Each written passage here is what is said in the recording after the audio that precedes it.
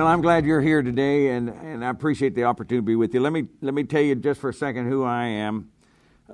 My name's Bud Hulsey. I retired from the police department in Kingsport after 36 years. And I graduated from Bob Jones University before that, and I graduated from the FBI National Academy. And then I got elected 4 years ago as state representative for District 2. So that's kind of where I'm coming from and part of my past. But I'm really grateful that we have this opportunity, and we have right here 3 teenagers with me today, Macy, Connor, and Maya. And they're going to have some questions in a minute, and we will try to take those one at a time. So from time to time I'll talk too fast, but all that means is you have to listen fast, so we'll be good. Okay, Macy, what's the first question? We hear a lot of people use the word culture today. What is culture? What is American culture? Yes. It's a great question. Culture, you got to understand this. That word is thrown around a whole lot, Macy. Culture comes from the root word cult. Now, most of the time in a church, that's a bad word. But in this word, culture, the root word is not a bad word. All it means is that you have a group of people together, and they have one thing in common. They worship the same transcendental being, or they believe in the tenets of this transcendental being. So, in this case, that's not a bad word, okay? All that means is there's a group of people who come together, and they believe in this same transcendental being, or God.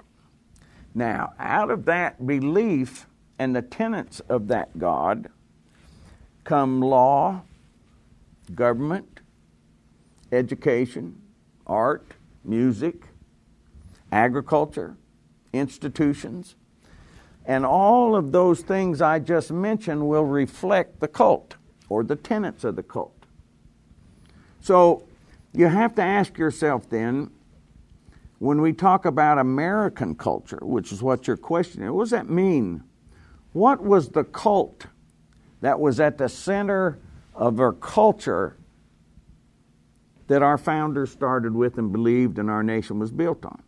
Well, you probably heard or read in today's society that these men were deists. They weren't Christians, didn't have anything to do with the Bible. And law and government in this country wasn't built on anything dealing with the Bible. I want to tell you, nothing could be further from the truth.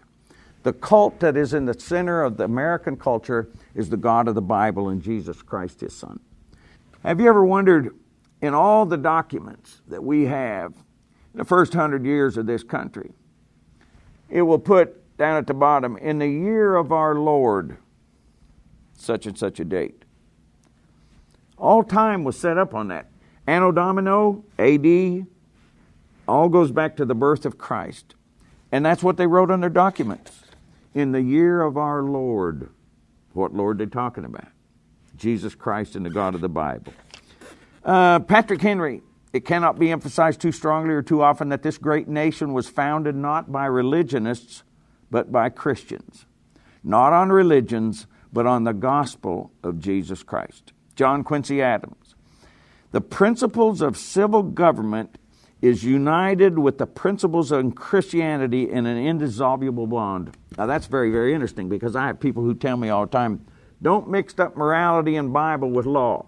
You go down there to Nashville and you're supposed to be a lawmaker. Don't mix religion and don't mix Bible and don't mix morality in with law. According to Patrick Henry, they're inseparable. And they kind of are with me too, because where does law come from? Well, all law is built on morality. And all morality has its roots in religion. So they're pretty inseparable. I have a hard time separating them.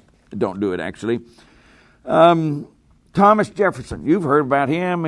People say that he was a deist, didn't believe in Jesus Christ. And he wrote the letter to the preacher in Danbury, Connecticut, that they plucked the phrase out of his letter at separation of church and state and almost tried to make that a constitutional issue. Thomas Jefferson said this, I am a real Christian, that is to say, a disciple of the doctrines of Jesus Christ.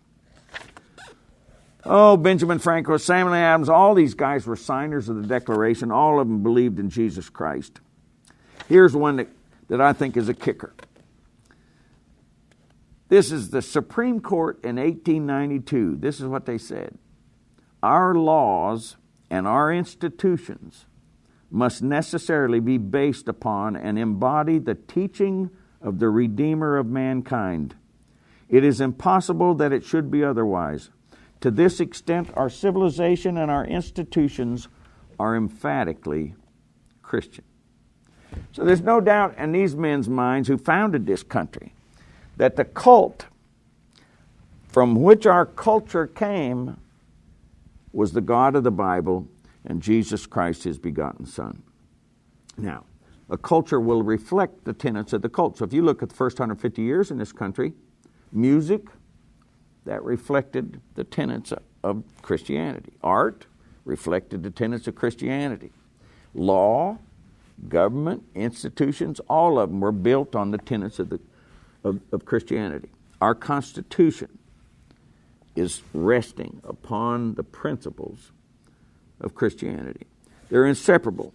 There's one more I was going to show you that most people don't ever talk about. And it says, do you know what the official Harvard motto is for Harvard University? For Christ and the church. Go figure. Who would ever thought that? You're sure not going to hear that out here very much. For Christ and the church, that's the motto of Harvard. So, here's the whole point of all this. Culture is what springs from the cult. Our cult, that culture comes from, law, government, institutions, all that, is the God of the Bible and Jesus Christ, his Son. Now you have to ask the question, in your lifetime, what happens when you lose the cult out of your culture?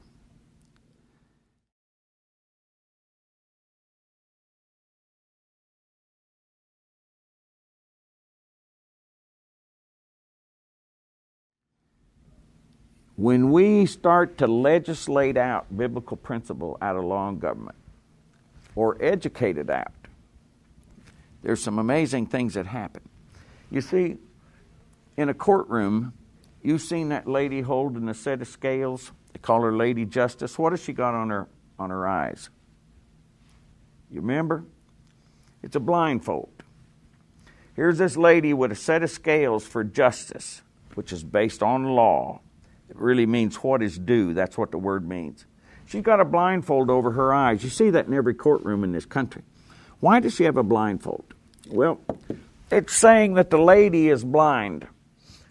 In other words, when it comes to law and justice, it doesn't matter who your mama was, or who your daddy was, how rich or poor you were, what side of the tracks you came from, anything that's wrong with you or not wrong with you, how smart you are, or how rich, it doesn't matter. Justice and law is meted out equally. And that's the wonderful thing about law and government, be based on biblical principle, because God's principles are always equitable. That means they're equal for everybody. It doesn't matter. So that's what gives law its righteousness, is its equity. It's equal for everybody. Now, when you start to strip out the biblical principle out of law and government in this country, there's two or three things that happen. One is where the biblical principle applied to everybody equally. You strip that out. Now you have to replace it with man-made ideology or rules. And man-made rules are never equal. Ever. In that process, when you strip it out, either educate it out or legislate it out, it always comes up with the production. You will produce an expert, and I'll show you what I mean in a second, and there's always a loss of liberty. Now, I'll give you an example. I grew up, we had horses, some cattle, raised rabbits and chickens.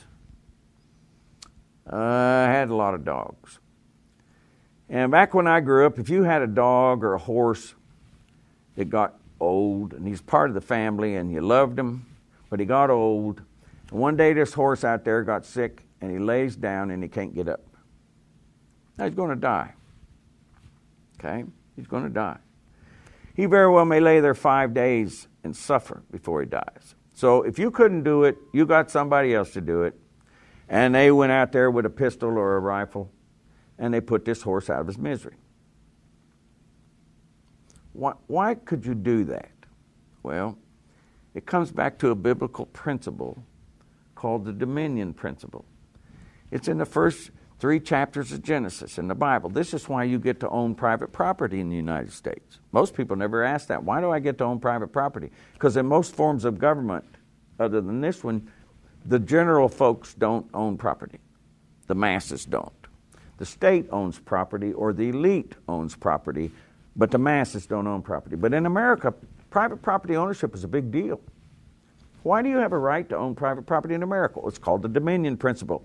In the first 3 chapters of the Bible, God says to Adam, I'm going to give you dominion over the land and over the animals. So God says man's the most important thing in all this creation thing. And he's got dominion over the land and dominion over animals. And that's the basis on why you have private property ownership in America. But it's also the basis on why, when I was growing up, you had somebody go out there if you couldn't do it, and they put your horse out of his misery. Well, we have come to the place now in America where we have stripped out, legislative or educated out, the biblical principle of dominionship. That doesn't mean that you have a right to be cruel to animals. Not at all. In fact, the Bible talks about not being cruel to animals. But it says man's more important than animals. But we're to the place where animal rights are coming up here and sometimes passing human rights. I'll give you an example. If you don't believe me, go find a eagle's nest with an egg in it and throw the egg off the cliff. See what happens to you. That's over a year in a federal penitentiary and a $10,000 fine for killing the embryo of an eagle. But of course you can kill a human baby embryo all day long, and it's not even a misdemeanor. Doesn't even carry a fine. So we have elevated animals now to the place, we have legislated out this dominion principle where animal rights are almost more than human rights. The point I'm trying to make is this. When you strip the biblical principle out, in this case, the biblical principle is God created human life. And it is so precious, nobody has a right to take it. When we live by that principle, it applies to everybody equally. When you strip that out by legislation or court rulings or federal court rulings, now that's gone. It's replaced by man-made rules, and the equality is gone. Now you punish a husband, but you don't punish a wife. It's absolutely incredible. So that always happens, always happens. When you slowly strip out, either by education or legislation, the biblical principle that upholds law and government, it always produces an expert, but there's always a loss of liberty. In this case, the baby. You know, the Constitution of the United States says you have a right to life, liberty, and a pursuit of happiness. What's interesting about that is, if I ask you, you have these rights as an American, where did they come from? I asked my shift in the police department. I was a watch commander the last 25 years of my career, and I asked my shift one night, where did these rights come from? And somebody raised their hand and they said, the Constitution. And I said, well, that's interesting because the men who wrote the Constitution didn't say that. This is what they said. They said, all men are created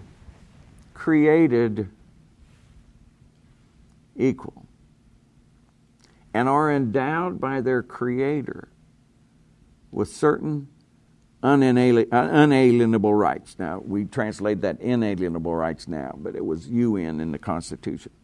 What does that mean? Well, look at those 3 things. One is the founders of this country who wrote the Constitution said that all men are created. They have a divine Creator. They said all men have certain rights, and those rights are not given by government. They are granted by God. So you got to understand, government does not bestow rights on you. According to the men who wrote the Constitution, God's the one who gives rights. So if you understand that, you understand all that government can do is take them away. And that's the issue. Culture, all of this, law, government, institution, education, art, all comes from the cult. In America, our cult was the God of the Bible, the Judeo-Christian ethic, the Jesus Christ of the God of the Bible. That is our cult, and that's where all our law and government and institutions spring from that make American culture.